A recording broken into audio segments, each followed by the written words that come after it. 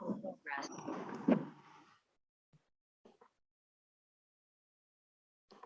vais tester le micro.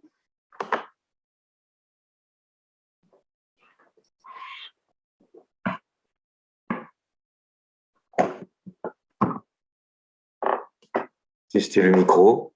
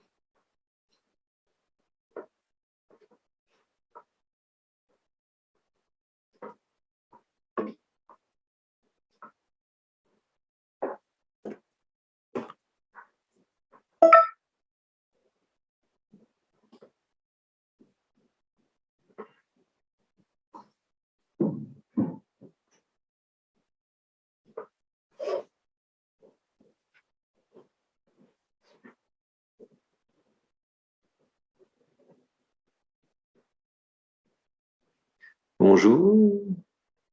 Bonsoir, Franck. Comment allez-vous? Bien, bien, bien. Ça aura une vertu quand même, ce Zoom. On se voit plus souvent qu'on se voit en vrai.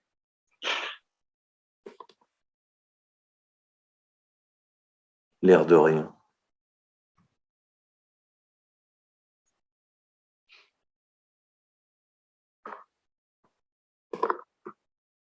Quel temps il fait en Bretagne? Un temps breton. Ah oui. Typiquement breton aujourd'hui. Il arrive chez vous, tranquillement. C'est ça. J'ai déjà les frisettes qui commencent sur le bas de la tête.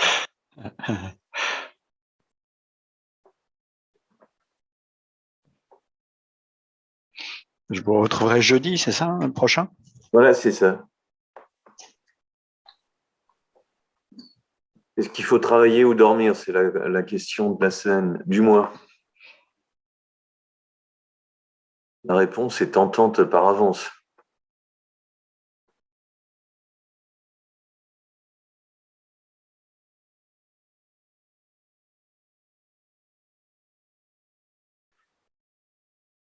Alors, on est un peu en avance encore.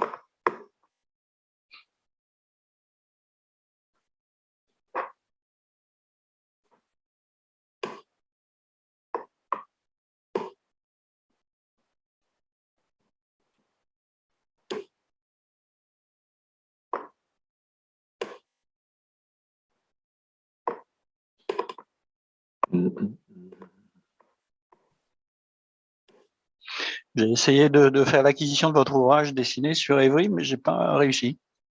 Le lien, il n'est pas actif, c'est ça? Il faut que je Ben, vérifie. dans la newsletter, effectivement, on nous offre cette possibilité-là. Donc, le lien est actif, mais Hello Association dit la campagne est terminée. Ah voilà, c'est OK. Il faut que j'aille vérifier, en effet. Donc, je suis frustré. Je vais faire ça. Je ne suis pas évropathe, je suis frustré. Voilà. On ne peut pas être Oui, on ne peut pas être tout à la fois. tout à la fois.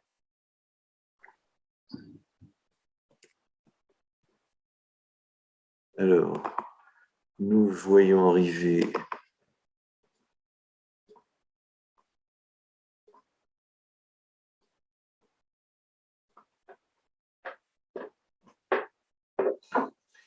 entrée. Alors, derrière moi, il y a des petites, pas du tout petites par la taille, ni par le talent, des images de l'expo de Camille Desgardins qui a lieu en ce moment au studio Déclic. C'est pour ça qu'aujourd'hui, on va parler de tout petits objets, de planches, de choses vues de près.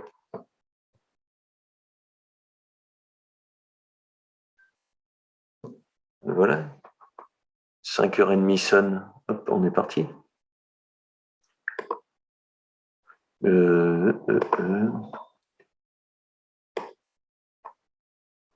y a Monsieur Bernard qui cause pas. Je vais rendre muet tout le monde. Ah, Patricia qui arrive. On va laisser la minute et demie de bretonne. Voilà, il n'y a que Madame Patricia qui ose se mettre en Oui, image. bonjour. Les autres, ils ont peur. C'est comme des étudiants, comme des collégiens, comme à la fac, ils sont tous masqués. Masqué? Ah, masqué. Voilà. Masqué avec un masque. Non, là, il y a moins de risques. Quoi qu'il faut faire attention quand même.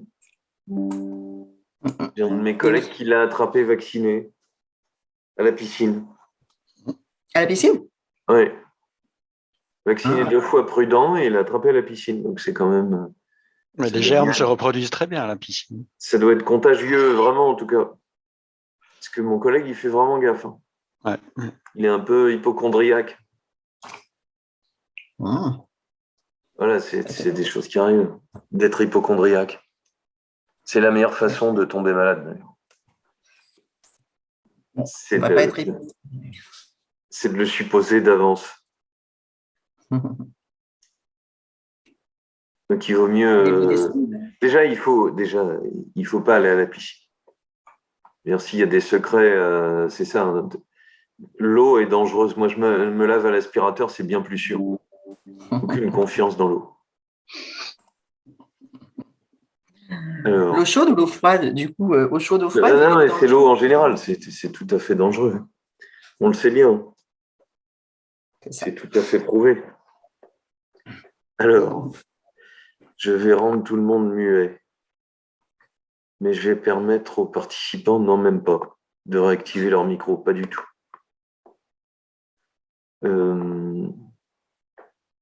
Ça y est, tout le monde est muet.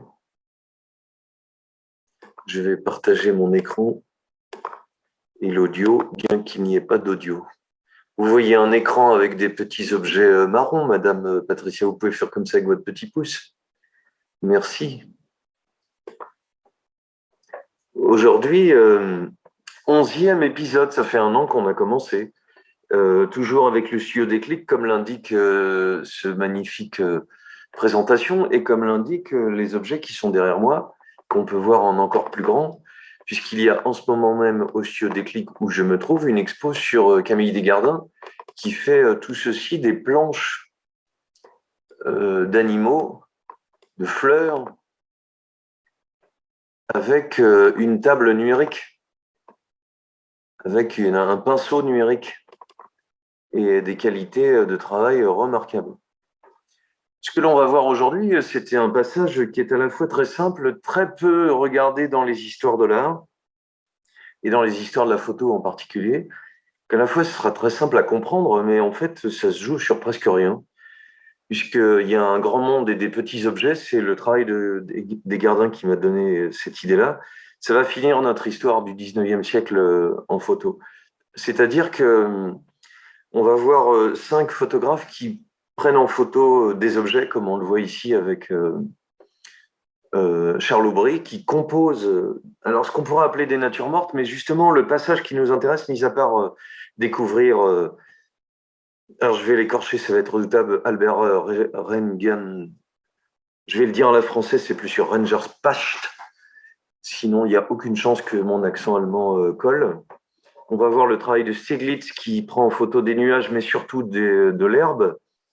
Et puis on va voir ici résumé comment, dès le début de l'histoire de la photographie, avec Fox Talbot qui est en concurrence avec Niepce Daguerre pour être un des inventeurs de la photographie, comment Anna Atkins, qui est la première femme photographe qui fait des choses merveilleuses, extraordinaires, voilà comment cette recherche autour de l'objet, elle commence par quelque chose de tout simple en fait. Fox Talbot est de ceux qui sont reconnus en anglais comme ayant ici fait la première image, la fenêtre de sa bibliothèque de maison de Lacock Abbey, le plus vieux négatif connu à ce jour. On est en 1835, alors que la première photographie vue de sa fenêtre de Saint-Loup à Varennes de Niepce date de 26.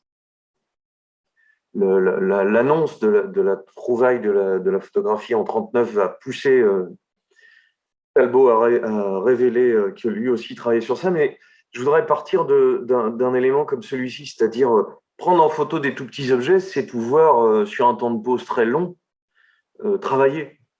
Mais c'est aussi travailler avec des objets qui sont contrôlables. Le paysage, pas très contrôlable, le portrait un petit peu, mais quand même.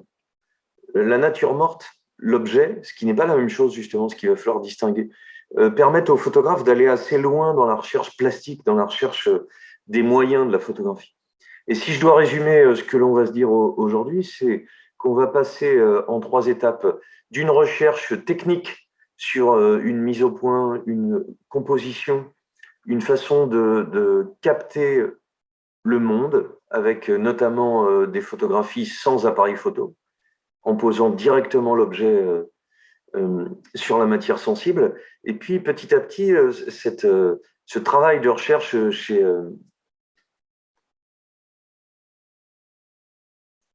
Atkins et chez Talbot va nous amener sur un tout autre sujet en théorie, c'est-à-dire, parce qu'il est déjà contenu chez Atkins, cette idée de pouvoir diffuser des recherches scientifiques. Ce que l'on voit ici, les micro-photographies d'ailes de phalène, qui datent de 1938, sont un moyen pour des scientifiques d'utiliser la photographie pour diffuser le savoir ou pour permettre à d'autres d'étudier ce savoir. Ce qui fait que j'ai prononcé 2 noms qui vont nous servir d'axe, c'est-à-dire en partant de la nature morte, une histoire de l'art qui l'a précédée, ou en s'intéressant au domaine de la science et de la microphotographie. La photographie va chercher et inventer, sans le savoir, entre guillemets, des outils qui sont propres au langage photographique, qui nous amèneront tout à la fin à Man Ray et à des natures mortes qui ne sont plus des natures mortes, qui sont propres à la photographie vraiment.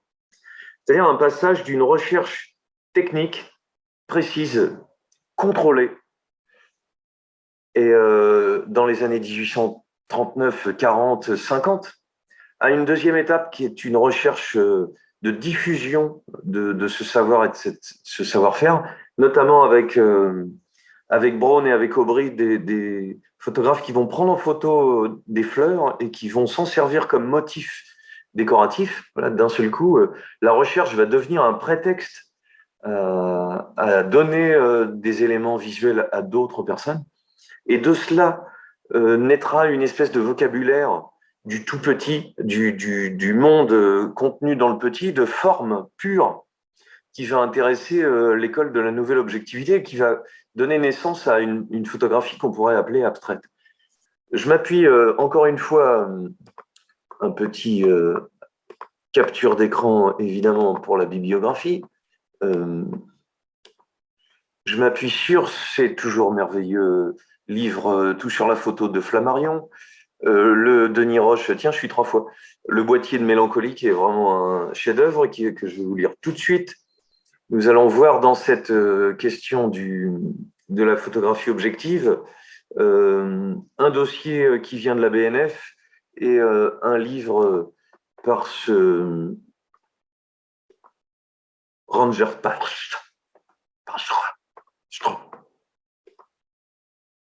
un petit passage du livre de Denis Roche. Vous vous rappelez que juste avant, Fox Talbot, lui aussi, à sa fenêtre, mais photographié de l'intérieur, dit Denis Roche, je lis le texte, qui est une petite merveille, qui est bref. Une fenêtre qui ne devait pas s'ouvrir, un ensemble de carreaux en hauteur et treillissés. Sur ce qui constitue le plus ancien négatif connu, Fox Talbot a écrit qu'avec l'aide d'une loupe, on pouvait compter le nombre exact de carreaux. C'était à Lacoque Abbey, bien sûr, et en 1835. Le présent livre, dit Denis Roche, ne se veut pas un historique, ni esthétique, ni technique de la photographie. Cette photo d'elle, si rare et étonnante soit-elle, ne témoigne que du degré extraordinaire de maîtrise auquel les photographes ont accédé en si peu de temps. L'objet va être le prétexte à maîtriser l'outil de la lumière, l'outil du point et l'outil de l'image fabriquée. Mais c'est la bascule intellectuelle, parce que Denis Roche est un vrai penseur en plus d'être un auteur d'une langue merveilleuse. C'est ce décalage qu'il est en train de pointer du doigt. Ne témoigne que du degré extraordinaire de maîtrise auquel les photographes ont accédé en si peu de temps. Ils ne regardent pas seulement tout, ils peuvent tout se permettre. Les images qui déferlent ces années-là, dans leur multitude et leur précipitation, ne font qu'illustrer la ruée constante du monde visible vers ceux qui ne se contentent plus de l'observer, de méditer, de philosopher, d'écrire ou de peindre devant les paysages et les gens qui s'y meuvent. Là, l'idée arrive. Le flux s'est inversé. Le temps des hommes n'est rien comparé à celui qui, avec tant de décision et sans sagesse, a décidé de venir les voir à son tour. C'est-à-dire qu'en fait, Denis Roche dit, on pourrait prendre cette image qu'on a sous les yeux pour un des sommets dès 1838. L'invention de la photo va être déposée en 1939, diffusée en tout cas, par un savoir-faire technique. Et on pourrait aussi, ça sera la première remarque qui nous viendrait, y voir une espèce de recherche formelle merveilleuse. Et aller vite en disant que il y a déjà de l'abstraction ici, en fait. Dès qu'on isole un morceau, dès qu'on prend un tout petit objet, dès qu'on est dans l'intérieur de cet objet, dès que les choses, comme sur mon cadre ici, sortent du cadre, on est évidemment dans une recherche formelle. Premièrement, l'abstraction n'a pas été reconnue ou inventée, si on peut le dire de cette façon-là, par Kandinsky, Kupka, etc., dans les années 1915-20. On est un siècle avant presque. Cette capacité d'isoler, elle vient d'un intérêt pour le détail, pour les toutes petites choses, pour cette capacité de faire le point, mais elle va, et c'est ça que j'essaye de tirer aujourd'hui comme fil, elle va venir d'un intérêt pour la précision, mais aussi d'une capacité à prendre de la distance avec les choses, à ne plus voir les choses pour elles-mêmes, on va le voir dans l'évolution des natures mortes, mais à ne plus prendre les choses pour ce qu'elles représentent ou pour le lien à l'histoire de l'art qu'elles peuvent avoir, mais plutôt pour ce qu'elles sont par elles-mêmes. Vous vous souvenez sans doute que Talbot va imprimer, diffuser, 1844, avec un sujet qui l'intéresse beaucoup et qui va faire le lien avec Atkins tout de suite, un livre. On n'arrive pas à imprimer les photos, donc on va faire des tirages et on va à l'intérieur de ce livre mettre des images quelques qui montrent le monde, en fait, le monde fixe pour le moment, puisqu'on n'a pas un temps de pause qui permet d'attraper autre chose que les rues, les objets manufacturés, et de penser la photographie à ses débuts comme un outil pédagogique, un outil de diffusion. C'est bien ça qui va se jouer dans cette histoire de fleurs et de formes, si je peux jouer avec la sonorité du mot. C'est-à-dire que ce que Fox Talbot découvre quelques mois après la mort de Niepce, et sans rien connaître de ce travail, il commence ses recherches photographiques. Il est au début, lui aussi, scientifique. C'est-à-dire, il est très mauvais dessinateur et il cherche un outil qui pourrait l'aider à attraper la réalité d'une façon plus précise. Alors, il a l'idée d'utiliser ce qui s'appelle une caméra lucida. C'est un prisme qui est sur un pied qui permet de superposer son dessin avec ce qu'on voit, mais ce n'est pas assez précis.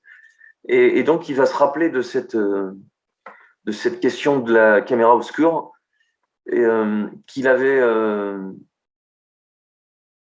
qu'il ne connaissait pas, géré par un troisième anglais qui s'appelle Thomas Wedgwood, qui utilisait, lui, des sels d'argent sensibles sur des papiers et du cuir. C'est-à-dire, on est avec des gens qui sont en train de tâtonner chimiquement, physiquement, pour arriver à attraper la lumière, la fixer et la faire rester sur un support. Puisque le défaut du Pencil of Nature de 44, c'est que les images imprimées, si on peut dire ça comme ça, parce qu'elles ne passent pas par une impression, elles sont révélées sur papier photographique et dans un livre. Mais avec le temps, elles bougent. La question qui se pose à ces scientifiques, c'est de se trouver un outil qui leur permette de dessiner plus facilement cette nature qui est autour d'eux, mais en plus un outil qui permette de diffuser ces recherches. Le fait de travailler directement, il trouve un fixateur, Talbot, c'est-à-dire un moyen de stabiliser l'image, et on parle de dessin photogénique. Et ensuite, il se consacre à des recherches scientifiques politiques, ce qui fait qu'il n'utilise pas, il ne diffuse pas du tout son invention. On n'a pas d'appareil photo, on pose directement la forme la mieux découpée possible, la mieux distinguée possible sur la surface photosensible. Une photographie sans appareil photo, déjà surprenant, mais c'est déjà très intéressant. Et une façon, quelquefois par le fond foncé sur clair, quelquefois par fond clair sur objet foncé, de regarder autrement les détails qu'il va falloir étudier scientifiquement.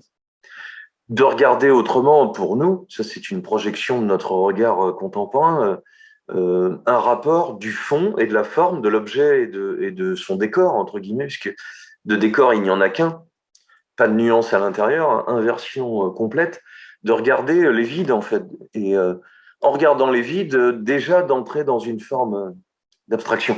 Le daguerreotype avait une vertu, c'est que sa plaque lisse permettait d'avoir des détails. Le calotype aura comme défaut de matière papier de pouvoir être plus facilement utilisé, reproduit, mais aussi d'avoir une fibre qui l'empêche d'avoir des nettetés. Ce qui se joue ici, qui va devenir très intéressant, c'est que assez tôt, les recherches sur les végétaux vont servir de modèle pour l'industrie textile, comme on le devine avec cette image de Talbot, ici des arbres, mais je trouvais que le parallèle entre une feuille et un arbre était tellement merveilleux qu'on ne pouvait pas se louper de faire la comparaison entre ça et ça, entre le grand et le petit. Le système de reproduction pour l'industrie textile, on y viendra juste après. Il nous faut entre-temps, découvrir le travail extraordinaire de cette femme, Anna Atkins, dont le père, qui était un scientifique et naturaliste anglais très connu, elle perd sa mère très tôt, et donc c'est son père qui va l'élever, et puis son père va surtout lui donner accès à des compétences scientifiques qui sont très rares pour une femme dans ces années 1830-40, puisqu'elle est une des premières femmes membres de la Botanical Society of London. C'est-à-dire, elle va faire des herbiers, collecter des informations, et elle va surtout avoir une idée qu'elle a empruntée à son ami Sir John Herschel, qui invente ce qu'on appelle le cyanotype. Elle a illustré pour le livre de Lamarck sur l'évolution des espèces, le dessin plus gravure plus aquarelle, donc c'est déjà une remarquable Atkins dessinatrice. Ça, c'est pas d'elle, mais je trouvais ça tout aussi beau, puisqu'on n'est pas encore en couleur. Les planches sont là pour illustrer une recherche scientifique, mais une recherche scientifique qui va de morceau en morceau, puisqu'il s'agit de montrer les points communs formels et de montrer dans ces points communs formels les familles qui peuvent se dessiner. Qu'est-ce que Atkins va avoir comme idée qu'elle emprunte à Herschel? Ce cyanotype, et qu'elle va éditer en 1849, un fond bleu, un négatif photographique sur papier à base de sel de fer au lieu d'argent. Peu adapté à l'exposition chambre noire, je lis le Flammarion, il produisait des photogrammes détaillés et stables malgré leur dominante bleue. Ces dominantes vont être pour nous une merveille de beauté. Alors, projetons-nous dans un système qui, et c'est la vertu du sujet du jour, les petits objets sont une façon tout à fait différente de voir l'évolution de la photographie. On va le voir pour une raison simple, c'est j'ai abordé recherche sur le tout petit, recherche sur la forme pure, contrôle de la composition et de l'assemblage des objets. Si on trouvait un équivalent, c'est comme si on posait des objets sur une photocopieuse, en fait. Et donc, possibilité pour les historiens des images que nous sommes de regarder comment petit à petit les formes se stabilisent. C'est-à-dire comment un peu débarrassé de l'héritage de la nature morte, on va le voir, un peu orienté par la recherche d'outils pour les peintres ou pour les arts décoratifs, pressé de fabriquer des catalogues ou des repères pour scientifiques. Voilà, on va dire ça autrement. On n'est pas obsédé par l'idée d'art. On n'est pas obsédé par l'idée que ces choses sont de l'art et à destination de... Pas obsédé par l'idée de prouver que la photographie est un art. Et sans doute, par cette distance à la demande, pas de grand artiste de la nature morte avant les années 1920. C'est pour ça que cette recherche du jour, elle est inattendue et que on voit Atkins comme une merveilleuse photographe sans appareil photo.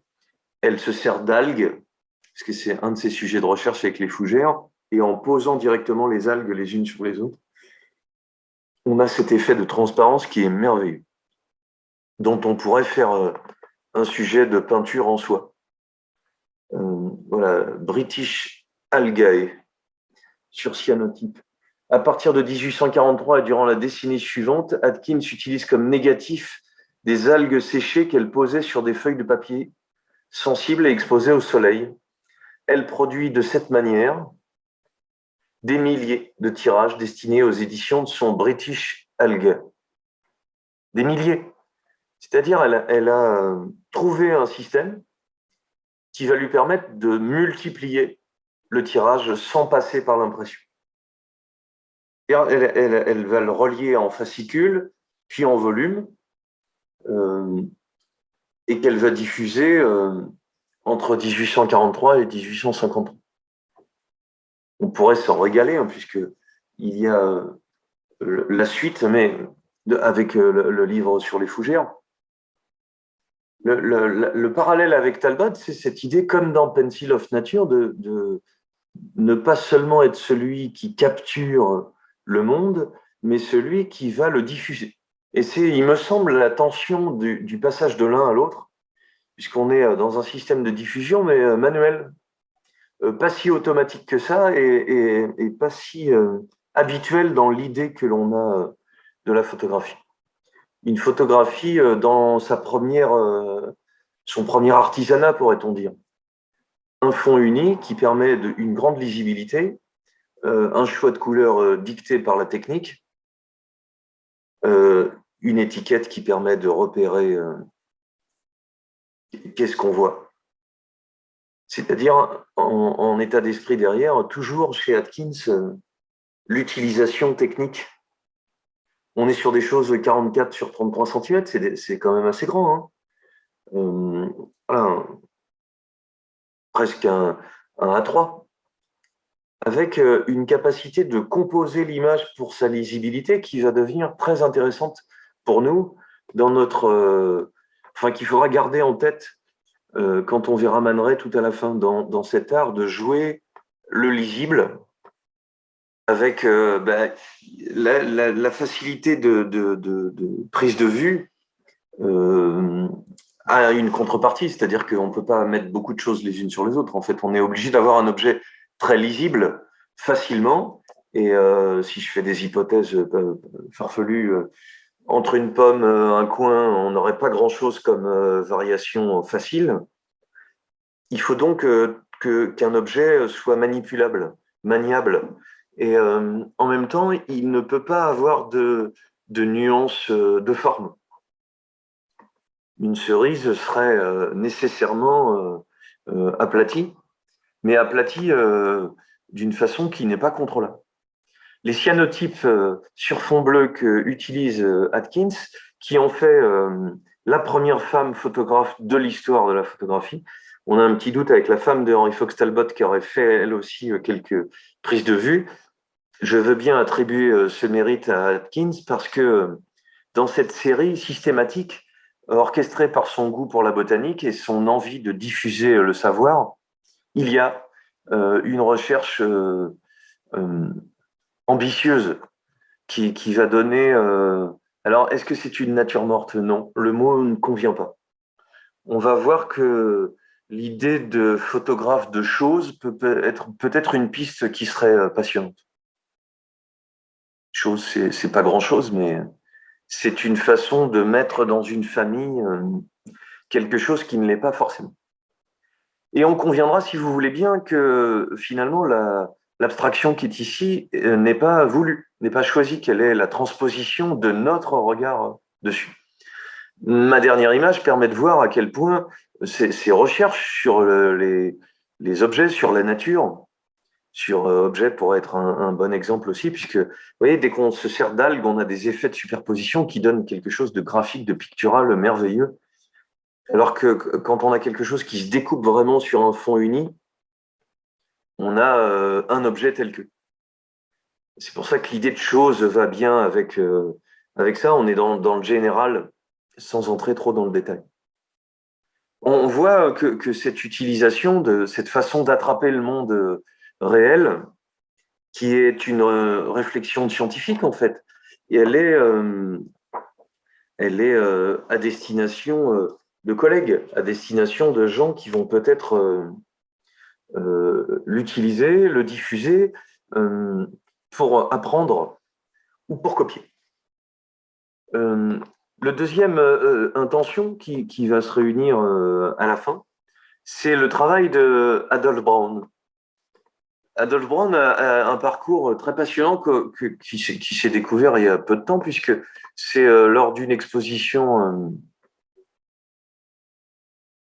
de Aubry qu'on a en 2018, qu'on a retrouvé le travail de Braun comme exemplaire. On peut en trouver encore aujourd'hui, tellement il a diffusé son travail un peu partout dans le monde. On en trouve sur eBay pour quelques euros, centaines d'euros. Adolf Braun travaille pour le monde du textile.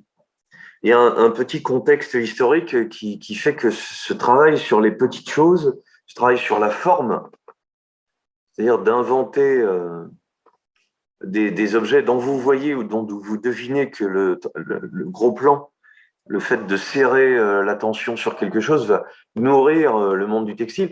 Enfin, pas trop directement, justement, puisque voilà, la planche éditée et présentée il y a peu, Braun va éditer un livre, 2 albums précisément, avec des tirages albuminés. Voilà, c'est des tirages. On n'arrive pas encore à imprimer, on est en 1854.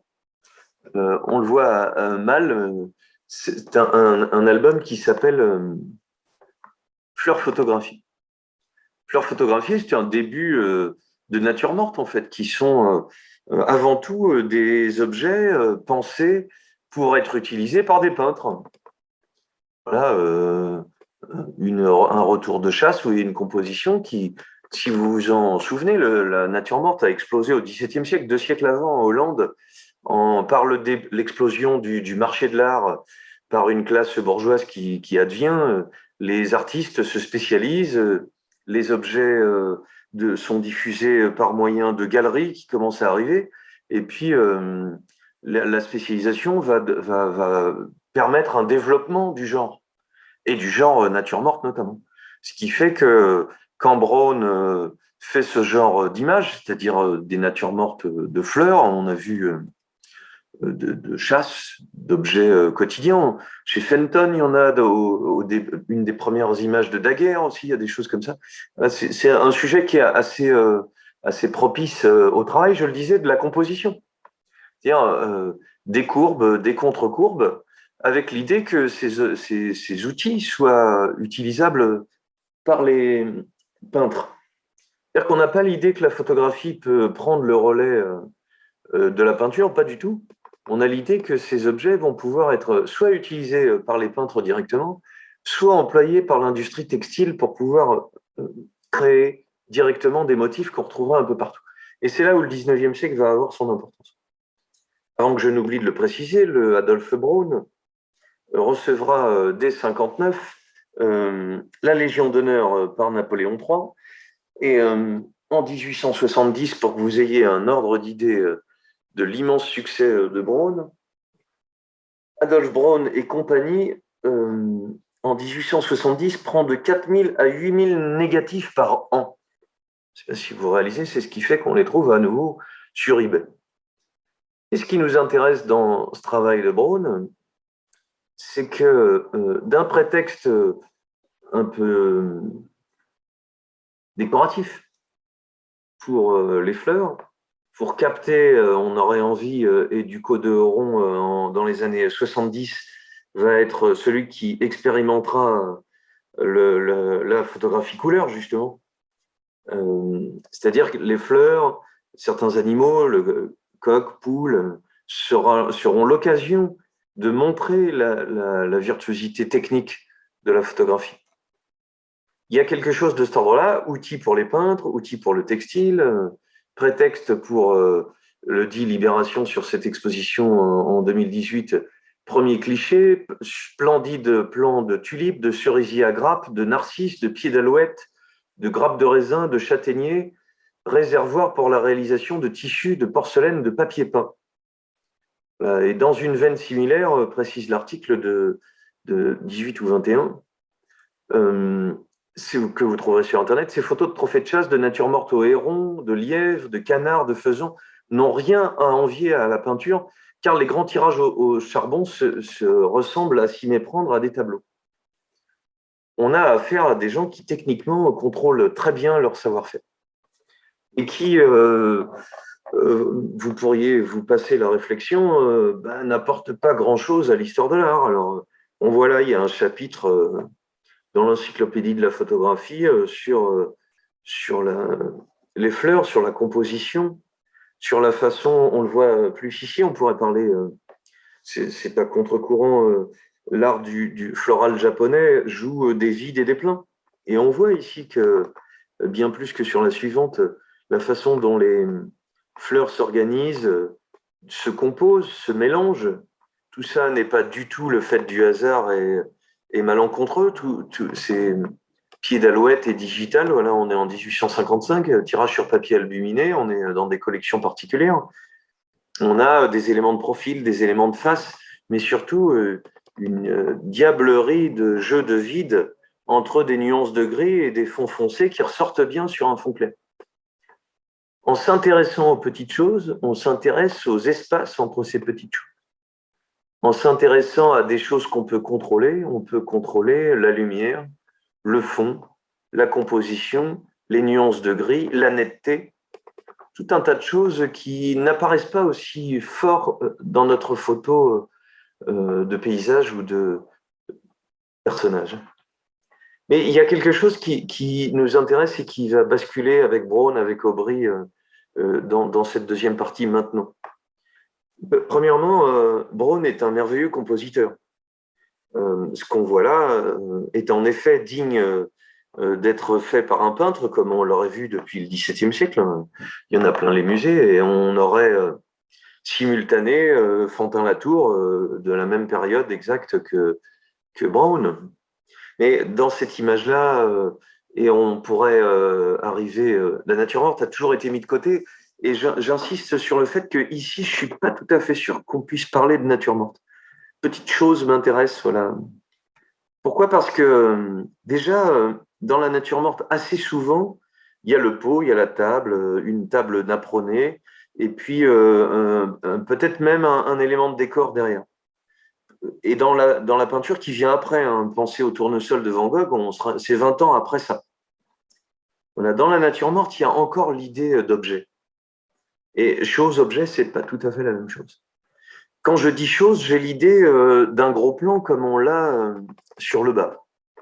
Les éléments sortent, ils se découpent d'une façon prodigieuse. C'est une photo extraordinaire, à la fois parce qu'on a précisément la forme de l'objet et qu'on aurait, pour ceux qui s'y connaissent, aucune peine à deviner et l'odeur et la couleur qui est devant nous, mais en plus, cette variété de découpe, si on se balade ici avec ma souris, de découpe sur le fond, qui est lui-même est gradué, de découpe sur le fond noir, sur gris, noir sur blanc, retour du gris, qui se détache sur un fond foncé, retour du noir sur fond blanc, qui permet, si on devait le dessiner, d'arriver à comprendre la façon dont les choses sont ourlées et retournées. Vous allez me dire, vous vous attardez sur des choses de détail. Oui, mais ici, on est sûr que c'est géré. On est sûr que c'est fait exprès et contrôlé. Pas une goutte de hasard dans ce qu'on voit là. Il y a quelque chose qui se joue qui va être au cœur de la reconnaissance de la photographie comme langage spécifique. C'est-à-dire art de la lumière, du contre-jour, de la composition dans le cadre, et surtout, j'y viens, même s'il y a ça dans la peinture, évidemment, de la sortie du cadre. Le cadre, c'est justement de restreindre, c'est pas qui est tout, ou bien dessiner un cadre pour y mettre quelque chose.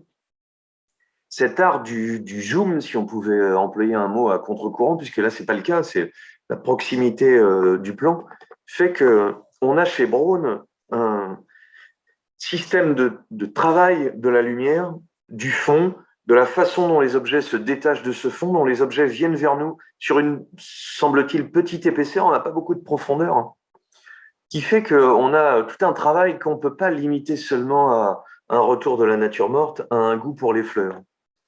Voilà, tout le mérite, dit l'article de Libé, j'y reviens, de cette expo qui a eu lieu à Colmar, créer des résonances entre les techniques de l'époque, l'émulation entre la litho, le dessin, la peinture, la gravure et l'insolente photographie qui vient bousculer le paysage. Voilà, on a tout un tas de systèmes de reproduction qui vont s'intéresser à ça. La photo n'a même pas l'idée de s'imposer comme art à part entière, il le précise ici. Courbet peindra d'après photo, Fromentin d'après photo. Et Braun s'inspire d'ailleurs en retour de Friedrich pour les monts, les vues des monts suisses qu'il va développer, puisqu'il va, avec son frère alpiniste, aller dans la montagne et prendre des clichés qui sont extraordinaires à une époque où le tourisme est en train de se développer et de s'inventer.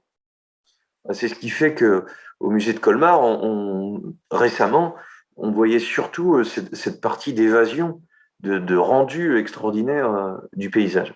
Et c'est pas ce Braun-là qui m'intéresse, c'est pour ça que je continue. Il va aussi, si vous le regardez, c'est assez subtil, valoriser cette Suisse qui se cherche un caractère avec le folklore qu'on a énormément au 19e siècle, mais derrière des fonds peints, c'est-à-dire des décors dans lesquels il fait venir des modèles costumés et qui vont lui permettre, avant l'invention de la photographie, je rappelle, elle vient à la fin du 19e, on l'a vu, diffuser une imagerie de la Suisse sous forme de livres édités.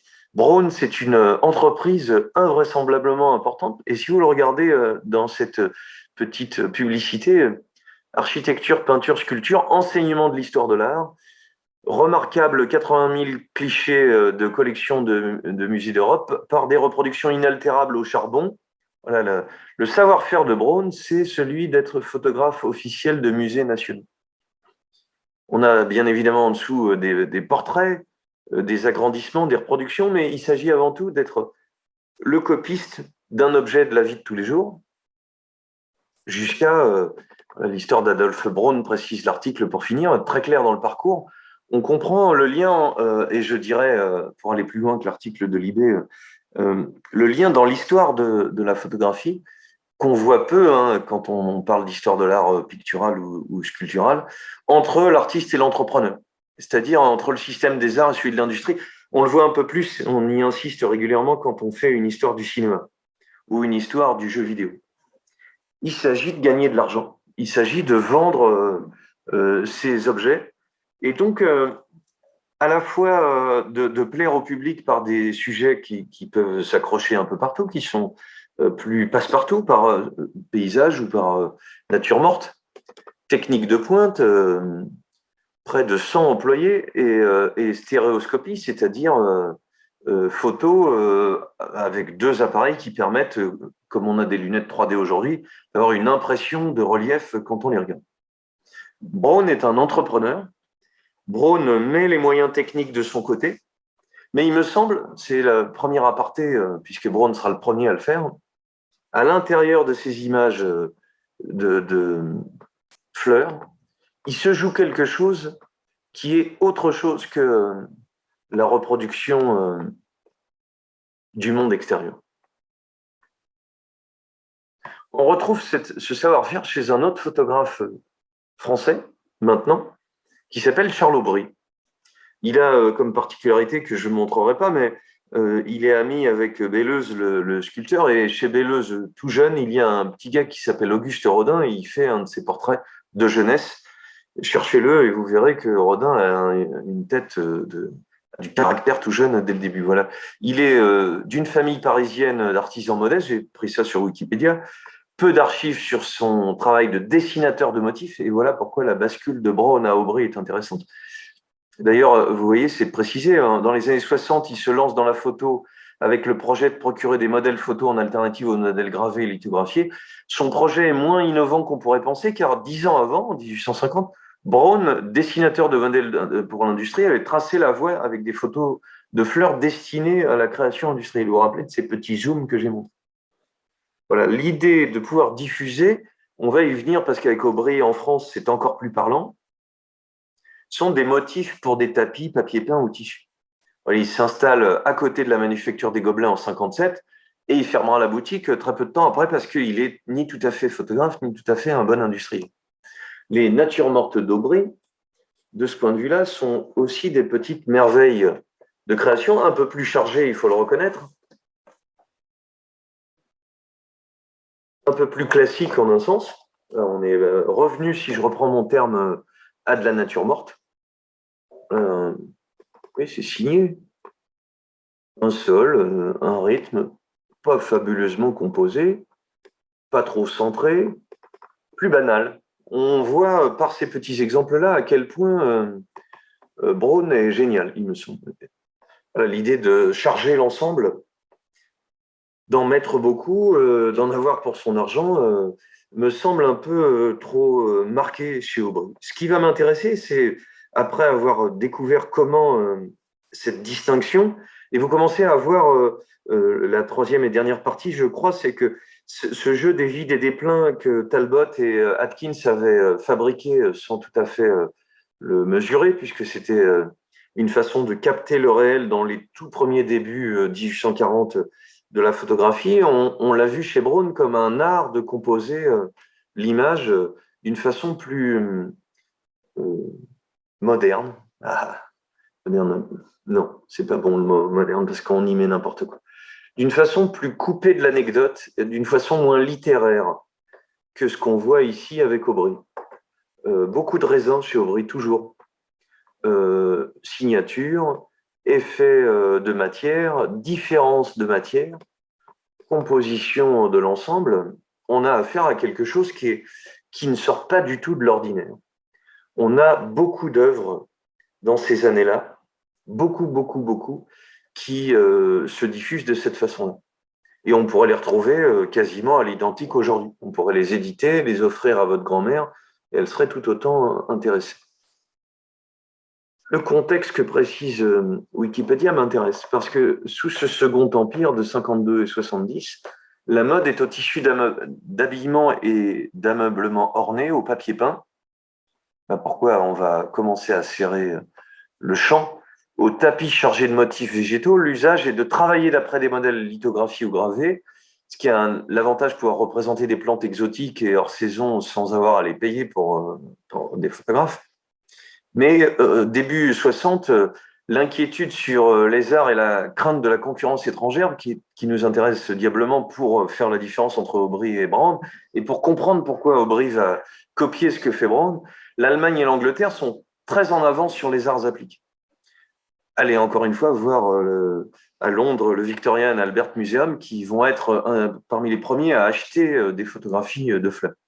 De nombreuses écoles de dessin s'y sont développées, leurs créations sont remarquées lors des expos universelles, et en 63, on a déjà 20 ans d'écart, Napoléon III impose une grande refonte de l'école des beaux-arts pour briser cette séparation entre art appliqué et beaux-arts. Alors ce que propose Aubry, c'est justement de faire des catalogues qui peuvent servir à enseigner pendant qu'il n'y a pas encore d'école de dessin assez avancée. Il va ne pas y arriver, dit l'article, parce qu'il n'y aura pas d'homogénéité dans son catalogue, les photographies sont très grandes et pas facilement utilisables pour le tissu d'ameublement. Et puis, il y aura un rapport continuel d'hostilité entre la photo et la création artistique.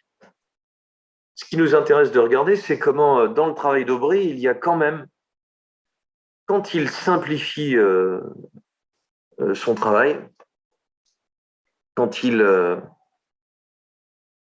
restreint le nombre d'objets, quelque chose de la simplicité qui revient et qui rend lisible l'art de la composition photographique.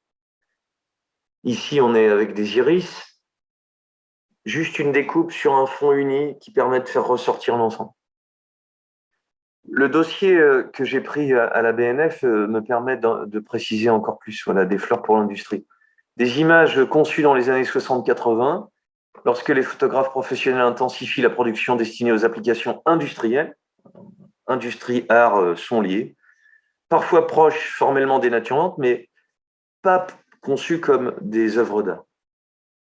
C'est pour ça que ce chapitre est assez peu traité et qu'on pourrait avoir l'impression que je travaille sur du tout petit. Mon idée est de faire découvrir des choses et puis de tirer un fil depuis ces 11 épisodes pour essayer de voir à la fois pourquoi il n'y a pas de nadar de la nature morte, pas comme il en est un grand portraitiste ou de grands paysagistes comme Stieglitz, et comment ça va arriver par rebond, mais comment justement ce manque nous permet de mieux comprendre où la photographie est en train de se placer entre art et industrie, entre modèle pour artistes et pour le textile, et comment justement dans cet entre-deux, elle va créer des formes qui lui sont spécifiques. Sous le Second Empire, 52-70, et au-delà, la mode est au tissu d'ameublement orné, papier peint, vases lourdement chargés de motifs végétaux, on l'a compris. Les photographes ont l'idée de fournir à ces fabricants, en toute saison, de quoi faire.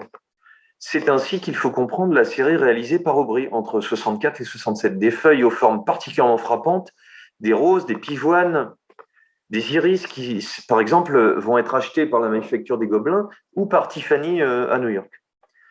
Chauvigné, quelques années plus tard, va toucher une clientèle de la même façon. Et puis, comme Braun, Carré, Lafont, là aussi, la première femme photographe qui va avoir son propre atelier à son nom est Arthur Bolotte. que voici, Charles Carré, une petite nature morte, Arthur Bolotte, petite chose, si je peux jouer sur les mots, nature morte, si je continue mon fil, les objets dans un contexte avec du vide autour, chose, un rapport de tension entre l'objet et son fond. Encore Bolotte, de nouveau, une merveille, et Louise Lafont, une façon d'être un peu entre les deux, si on peut oser ça, à la fois l'objet de chasse réuni, mais sur un fond et une façon de faire sortir la composition qui simplifie ce que l'on voit. Voilà les œuvres d'Aubry qui m'intéressent le plus et que Denis Roche, encore une fois, dans son boîtier de mélancolie, va regarder de près. Des feuilles, juste superposées, juste posées les unes sur les autres, qui, par cette espèce d'effet de simplicité, sont des petits chefs-d'œuvre de nuances de gris, de travail sur la forme. Encore une fois, les objets immobiles et muets, ben, on peut en faire ce qu'on veut. Des compositions qui, bien que sur un tissu drapé, bien que sur un effet de relief quand même assez fort, sont des merveilles de graphisme. Je dirais le mot graphisme pour mettre un nom sur ce rapport de vide et de plein, de clair et de foncé. On dit que les choses sont graphiques quand elles ressortent un peu plus facilement l'une sur l'autre. Voilà, le travail de Aubry, c'est cet écrasement du fond qui fait que, sorti de ces grandes compositions dans l'esprit de Braun qui était là avant, le fond et ce qui est autour va sortir de l'intérêt du photographe. L'essentiel des photos d'Aubry représente des végétaux, les compositions sont variées, une simple feuille comme un cocolobe à feuilles poilues, un arrangement raffiné de feuilles sur tissu, une composition avec des fruits, un bouquet sophistiqué. Aubry cherche à donner le plus de réalisme et de détails possible. Voilà, peut-être ce qui nous intéresse ici, qui expliquerait qu'il n'y a pas d'anticipation d'un graphisme moderne à partir de formes presque géométriques, comme ça va arriver juste après avec Penzer. C'est le fait de donner une matière à l'image, une matière à l'objet pour que le peintre, le dessinateur puisse le plus possible s'appuyer sur la photo comme un outil. Aubry cherche à donner le plus de réalisme et de détails. Pour ce faire, il peut être amené à tremper dans du plâtre la feuille ou la fronde de fougère pour avoir des surfaces plus rigides et rendre le végétal plus facilement enregistrable par le négatif. La technique utilisée du négatif sur verre au collodion et puis tirage sur papier albuminé, le collodion est peu sensible à la couleur vert. Les temps d'exposition peuvent atteindre 3/4 d'heure. Aubry passe beaucoup de temps à construire ses compositions. Il met en scène ses végétaux sur des étoffes. Ces compositions sophistiquées, environ 200, vous voyez, mettent beaucoup de temps à être construites. Aucune variation possible. Aucune nuance possible. Pour le dire d'une façon inattendue, tout est parfait. La perfection, c'est quand on ne peut pas bouger un truc. Tout se tient.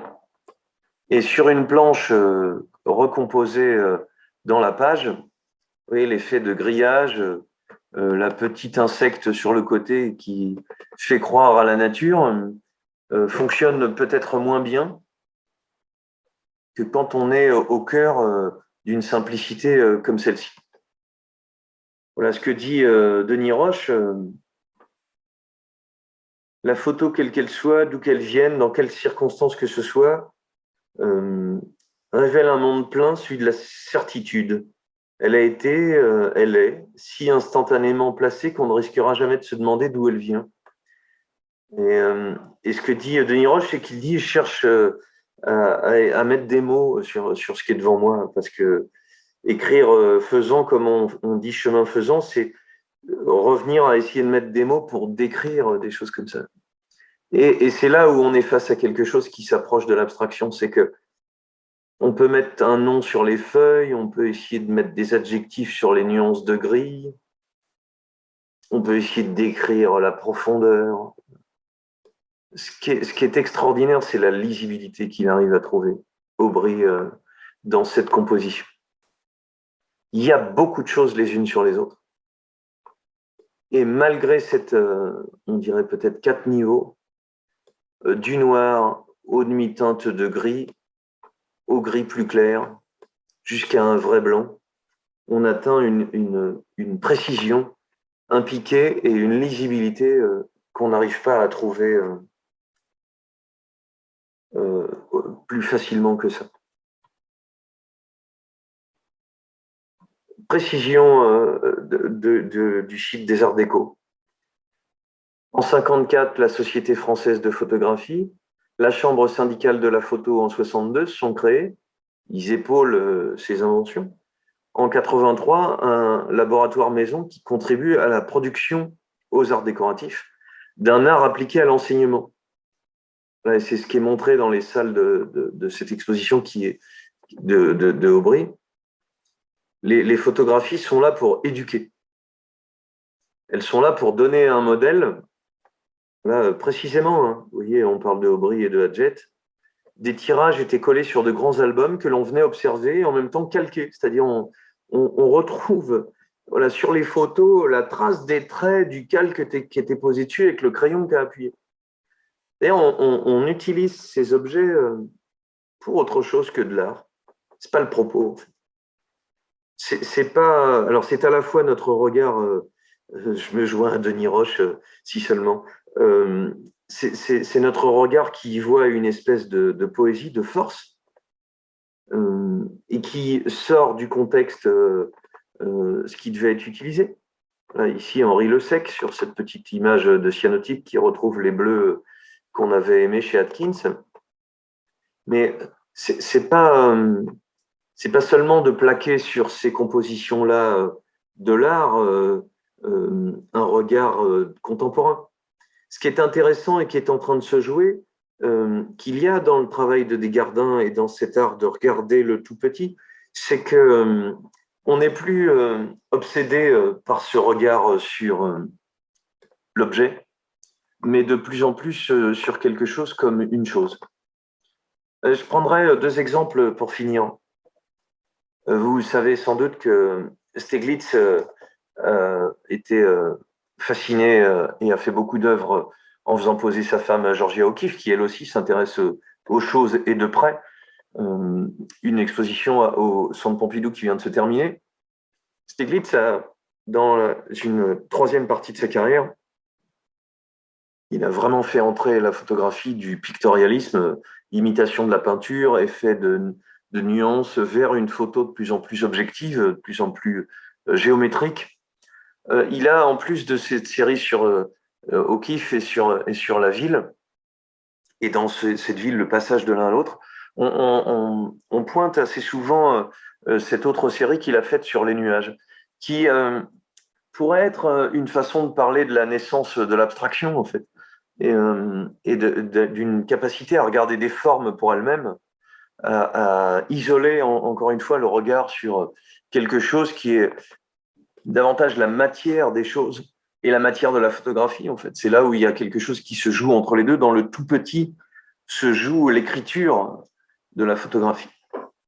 Mais ce que décrit Denis Roche, qui en fait un merveilleux et fin observateur, c'est que cette série de photographies qu'a édité, qui s'appelle Équivalent, Stieglitz, Denis Roche dit non, en fait, c'est pas là qu'est l'abstraction. Il précise, là on est page 134, pour des raisons difficiles à analyser, le pourquoi pas photographique a changé de sens. Avant, et ça résume ce que je viens de vous raconter, avant on était sur la prouesse technique, Talbot, Atkins, le rendu par des scientifiques de quelque chose de précis. Et puis, tourné, désorienté, il dit, je ne pourrais pas l'expliquer. On va s'intéresser par force ou par hasard à ce qui touche à l'immédiat ou presque rien. Voilà ce qu'on a sous les yeux là. Quelque chose qui passe et qu'on va saisir. J'ai déjà parlé de cette association de la photographie à l'instantanéité, qui n'est pas dans les plantes, qui n'est pas dans ce qu'on vient de voir en fait. C'est pas le moment où on va saisir quelque chose qui n'aurait pas lieu. Voilà, la photographie pourrait se trouver dans l'instantanéité de Stieglitz, dans la capacité d'isoler un élément, la plus à même d'être révélée pour qu'on l'apprécie en fait en elle-même. Non, c'est pas ça. Denis Roche dit mobilité et légèreté étaient devenues non pas la règle, mais la chance, une liberté nouvelle, en appelant nécessairement d'autres, émiettés comme des orages. Il fallait que Stieglitz se survint. Dans sa meilleure période, il a 3 obsessions au kiff, muse, modèle et femme de sa vie, des nus, des mains en gros plan. Ensuite, les nuages, dont il tirera la série des équivalents que voilà, qui s'appelait auparavant musique et pour lequel il va avoir une sorte de théorie qui va avec la naissance de l'abstraction de Kandinsky, d'associer des effets de forme à des sentiments, des sensations. M'intéresse pas non plus. M'intéresse pas parce qu'il me semble que ce qui se joue dans la naissance de l'abstraction, contrairement à ce qu'en dit Kandinsky, ce n'est pas l'équivalence musicale forme sensation. Ce qui se joue, c'est la distance qui va se faire par rapport au modèle qui est devant soi et au modèle qui est à l'intérieur de soi, par l'histoire de l'art, tout comme par l'histoire des images. Que cherchait-il dans les nuages? Certainement une harmonie organisatrice dont il serait le maître à la manière d'un compositeur de musique, une mobilité des échappées, une déformation qui ne pourrait être de son fait. Il ne les contrôle pas, les nuages, dit Denis Roche. On peut les immobiliser en les arrêtant. Voilà, ce n'est pas exactement ce qui se passe là. Ce qui intéresse Denis Roche dans cette série qui s'appelle Herbe au pluriel, Herbe ramène le propos à plus de sécheresse. Contrairement à ce qu'on a dit et à ce qu'on continue de dire, les nuages n'ont rien d'abstrait. Tandis qu'avec les herbes, Stieglitz en tient un motif personnel. Il faut qu'il s'en approche, qu'il découpe un rectangle. Voilà, en fait, il va isoler. Vous allez me dire, c'est ce qui se passe ici. Il isole ce qu'il peut. Il isole ce qui lui est fourni. Ici, il se penche. Ici, il discerne. Et il trace un cadre que lui seul va choisir de suivre. L'herbe, devenant une seule et même matière première, tout y est choix de l'artiste. Directive, rayure, intensité, lumière, vibration, puis cadre et déclic. Dans les séries d'Herbe, dit Denis Roche, il se joue quelque chose qui est plus intéressant encore dans cette avancée vers l'abstraction, c'est le choix du photographe de faire son cadre. Alors, c'est pas tout à fait fini cette petite histoire des petites choses ou de ces petits objets qui deviennent des grandes choses. Il faut que je vous fasse connaître cet homme incroyable dont j'écorche pour la 17e fois. Oui, c'est écrit en haut à gauche. Albert Renger-Patch, 1938. Renger-Patch, il n'aime pas trop, il est chimiste, il vient du monde des sciences et on prétend souvent qu'il n'aime pas cette photo pictorialiste, artistique, sensible. Et voilà d'où j'emprunte en 2018 ce terme de chose, puisqu'il a été exposé au musée du jeu de paume qui régulièrement quand même nous fait découvrir et valoriser des artistes qui ont été assez peu vus. Ce qui intéresse Renger-Patz, dans ce livre qu'il va éditer en 28, que je ne prononcerai pas, voilà, c'est bien. Pour tous les gens qui aiment l'allemand, je préfère leur faire honneur. Voilà, ce livre de 28 est extrêmement vendu, ça fait sa gloire. Il en dit, pour pouvoir rendre les impressions que l'on éprouve devant la nature, la plante, l'animal, les œuvres des architectes ou des sculpteurs, les créations des ingénieurs et des techniciens, nous possédons avec la photographie l'outil idéal. Vous comprenez que ce qu'est en train de faire Renger-Patz, c'est de faire des détails, d'isoler des morceaux, mais de mettre à égalité des éléments industriels qui intéressent personne. Et c'est pour ça qu'on va l'associer à la nouvelle objectivité, ce que Bloch appelait une nouvelle attitude de l'esprit, réaliste, positive, non sentimentale. On n'est plus devant la nature, on trouve ça joli, c'est la chasse, et on s'en souvient. Prendre la réalité la plus simple possible, la plus brutale. C'est comme ça qu'on a défini cette nouvelle objectivité des années 1920 en Allemagne, qui vient évidemment contre cet impressionnisme, ce fauvisme, tout ce sentiment fort et même l'expressionnisme à contre-courant de ça. Mais ce qui est intéressant et qui est précisé là, c'est la photographie est donc un moyen idéal comme outil pour montrer ce qui serait autour de nous.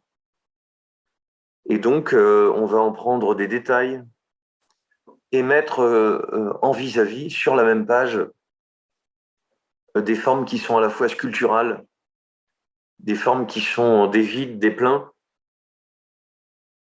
et pour lesquelles il ne s'agit plus de faire de différence. Nature, plantes, animal, œuvre des architectes et des sculpteurs, création des ingénieurs et des techniciens.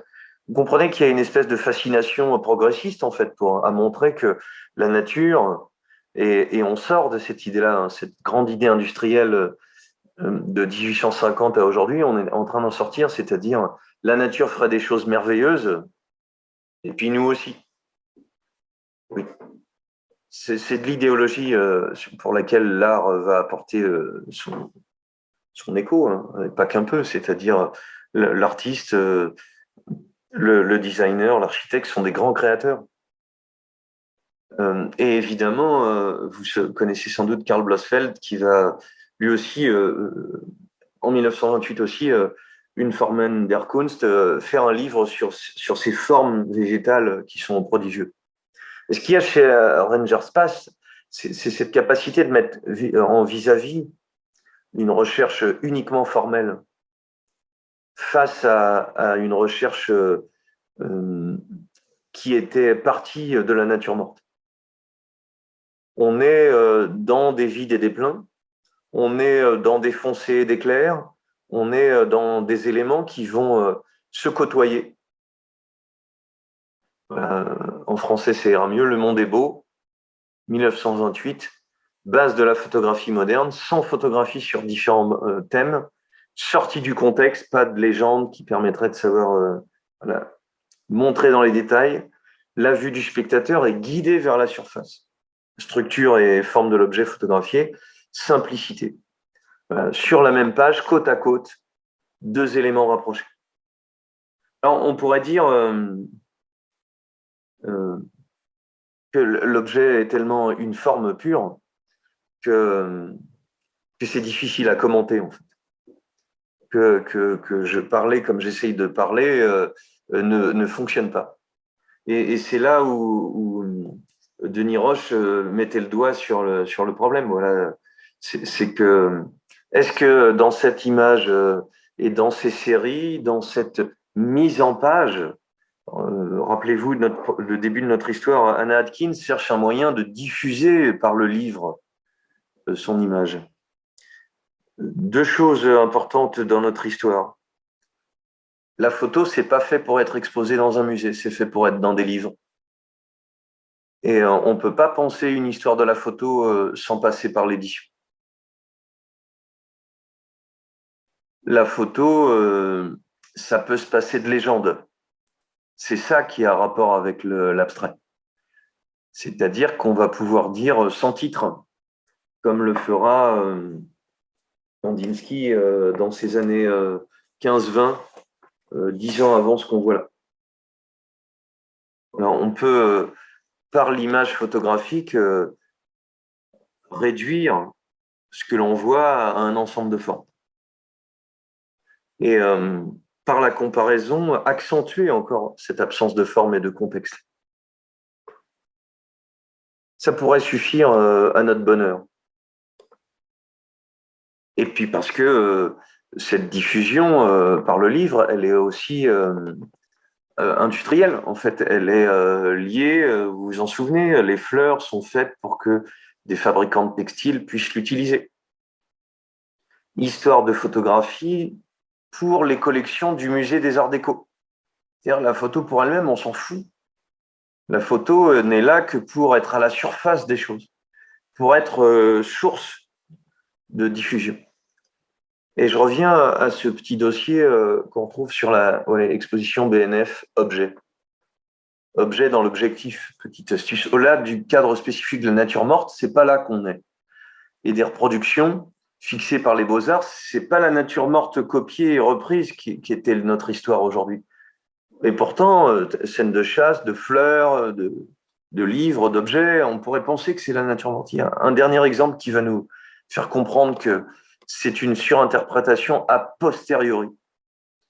C'est pas au XIXe siècle la représentation d'objets qui nous intéresse. Et mon astuce d'objet à chose, on va terminer de l'examiner. En perdant de vue le contexte d'origine, dit le site, il est nécessaire de se fixer pour apprécier des images belles, étonnantes qui nous sont parvenues. Voilà, où était l'auteur, où était son intention, quels étaient les moyens techniques qu'ils avaient. Voilà, puisque notre propre culture visuelle transforme cette façon de regarder les choses et les images de ces choses. Ces représentations sont plus intéressantes parce qu'elles mettent en scène les objets. C'est la façon dont sont composés les objets et dont est resserré le cadre qui est intéressant plus que l'image elle-même.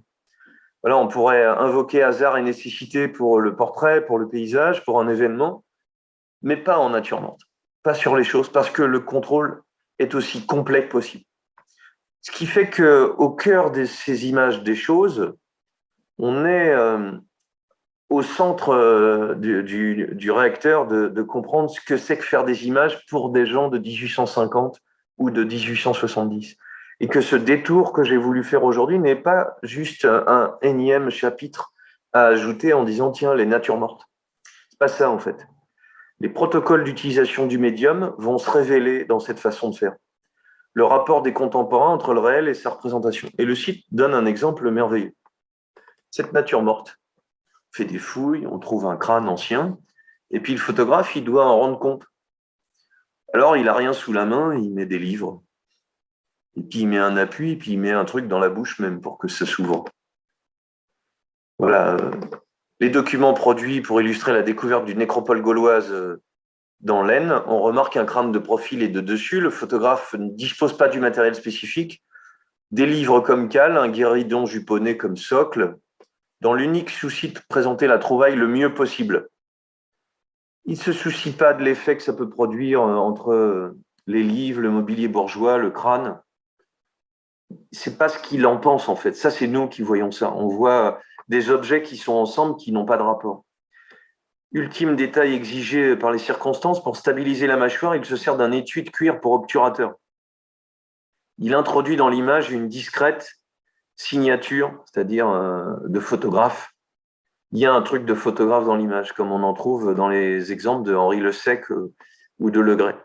Cette illustration à visée purement documentaire en dit long sur la difficulté de ranger les photographies en catégories, puisque sans la mention du contexte, on pourrait l'analyser comme une vanité.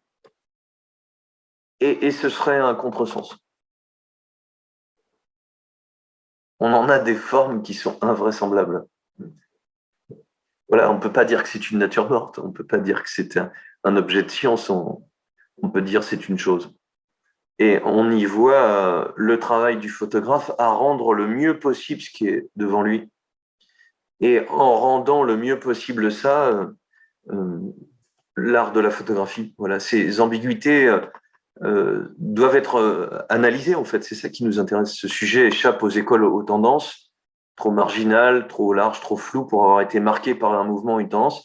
Il n'existe pas pour la représentation des choses un Hadar qui donnerait ses lettres de noblesse. Où sont ces lettres de noblesse? Les voilà, c'est Man Ray, qui va découvrir des images de Christian Schad en 1920, un dadaïste qui, justement, par le dadaïsme, joue avec le hasard, met des objets les uns sur les autres, connaît cette idée d'utilisation de textile, cherche la lisibilité et l'illisibilité, mais aussi ce que le hasard peut fabriquer d'heureux. Man Ray, comme le font les dadaïstes, va appeler les rayogrammes, c'est son nom, en fait. Et Sarah appellera les photos de Schad des chadismes. Man Ray, par le rayogramme, pose directement sur la plaque photosensible les objets, s'amuse pour circuiter la lisibilité. On doit pouvoir reconnaître l'objet comme un fait de hasard, comme une chose, et en même temps déjà entrer dans la recherche formelle, le fond noir, la lisibilité par la lumière, très peu de gris, très peu de gris. Ici, Man Ray encore, en 1925. L'art de la nature morte en photo n'existera pas. Il ne sera pas du 19e, je le dirais de cette façon-là. Ici, Chad et Langdon encore après, par la superposition, par le jeu d'illisibilité, Moholy-Nagy au Bauhaus invente un vocabulaire formel propre à la photographie. Et c'est ces petites choses-là qu'il m'intéressait de regarder. À la prochaine fois.